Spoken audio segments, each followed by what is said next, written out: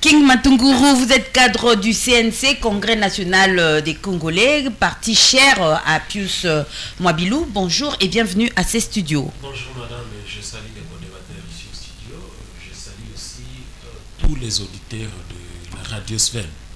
Alors, nous sommes en train de parler du Génocoste commémoré hier. D'ailleurs, tous les officiels étaient à Kisangani pour le besoin de la cause. Qu'est-ce que vous estimez que cette journée suffit? Eh bien, le 2 août, c'est passé et puis c'est fini. Aujourd'hui, nous sommes le 3. Merci madame. Lorsque on veut évoquer cette question, on ne l'évoque pas avec joie. Nous avons des larmes aux yeux parce que nous connaissons ce qui s'est passé au Congo. Ou ce qui continue à se passer d'ailleurs, pour ne pas mettre ça au passé, parce que même dans les prisons, les Congolais sont en train d'être tués, même dans les camps des déplacés, les Congolais sont en train d'être tués, et cela témoigne ou corrobore tant bien la question des génocides au Congo. Donc, la situation telle que nous pouvons l'appréhender aujourd'hui est une question que moi j'appellerais une question internationale, si au moins nos dirigeants du monde entier comprenaient que nous avons subi ou que nous continuons à subir ce que d'autres pays n'ont même pas subi. Moi, pour ne pas revenir là, je suis spécialiste en génocide rwandais parce que j'ai travaillé sur les génocides rwandais. J'ai analysé une œuvre qui a été produite par Tierno Menenembo, l'aîné des orphelins, dans mes études lorsque je présentais ma mémoire de fin d'études, de licence. Alors, j'ai compris une chose. La douleur, lorsqu'elle est votre, vous ne savez pas la cacher. Même si vous essayez de faire semblant, ça va toujours montrer réellement que vous êtes en train de subir. Et c'est pourquoi nous, Congolais, nous faisons de cette cause notre. Mais ceux qui nous observent peut-être de loin, ou ceux qui sont complices, continue à masquer, à maquiller pour ne pas montrer que les Congolais sont en train de subir le génocide. Les Rwandais sont morts à 80 000. On dit 80 000. 800 000. Oui, 800 000, oui. 800 000 ont été tués. Mais nous, jusqu'à la fin de la guerre du RCD, on était à 4 500 000 Congolais qui ont été tués.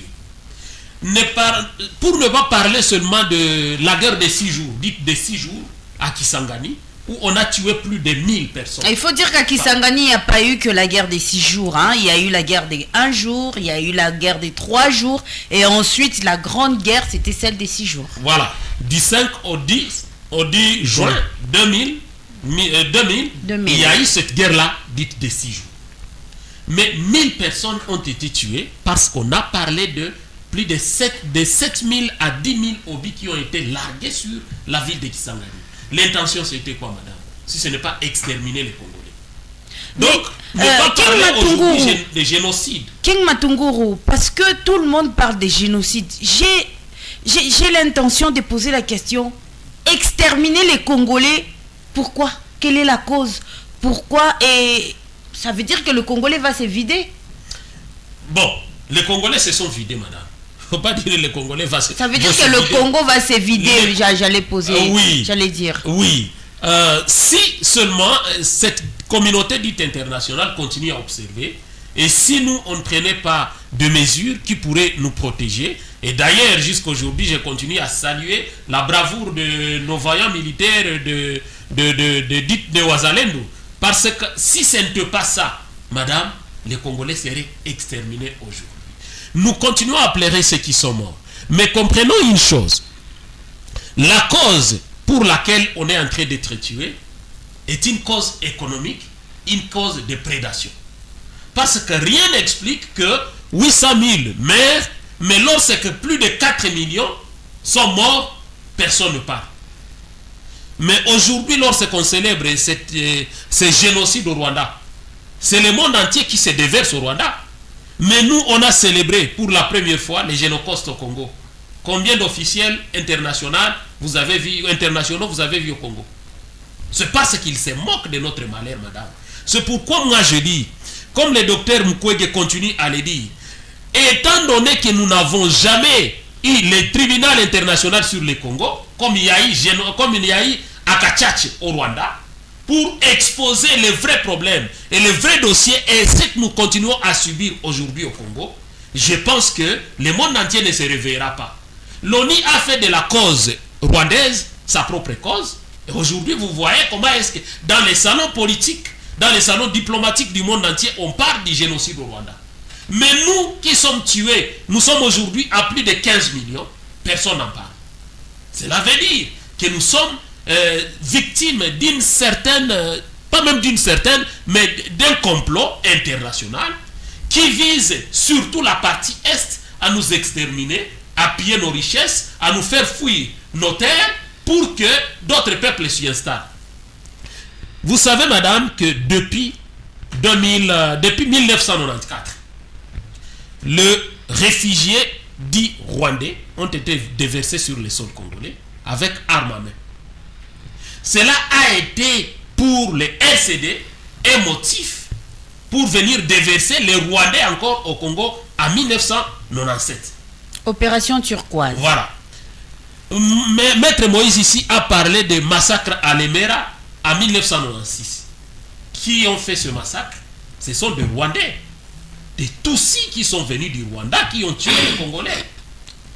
Ils disent quelquefois que bon, il y a une situation là de Hutus, mais est-ce qu'en réalité ce sont les Hutus qu'on vient chercher?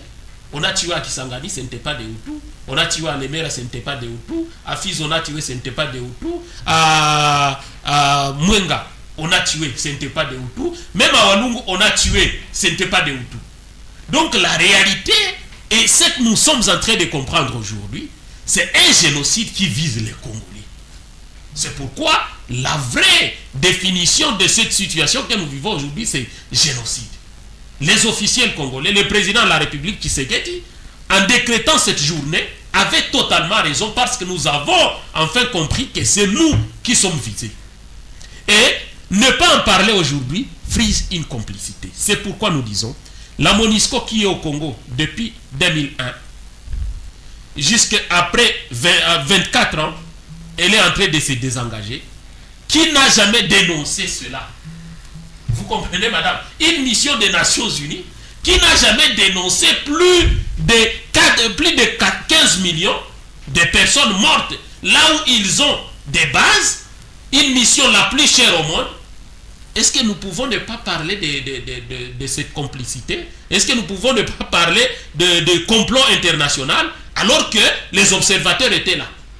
Ils sont en train de voir. On dit, bon, nous avons documenté. Il y a eu autant de personnes qui sont mortes. Comme je parlais de Kisangani. Mais après avoir documenté, qu'est-ce qu'on fait? On classe dans des tiroirs.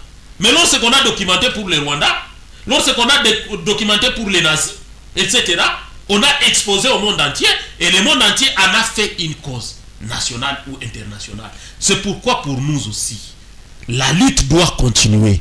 Si les politiques ont compris que nous sommes en train de mourir, nous devons leur demander maintenant, ceux qui ont été impliqués dans l'un ou l'autre de génocide, depuis que ça a commencé jusqu'à aujourd'hui, qu'ils puissent répondre de leurs actes. Qu'ils puissent être écartés de gestion du pays. Et en plus de cela, que nous comprenions comment est-ce que nous devons freiner cette hémorragie.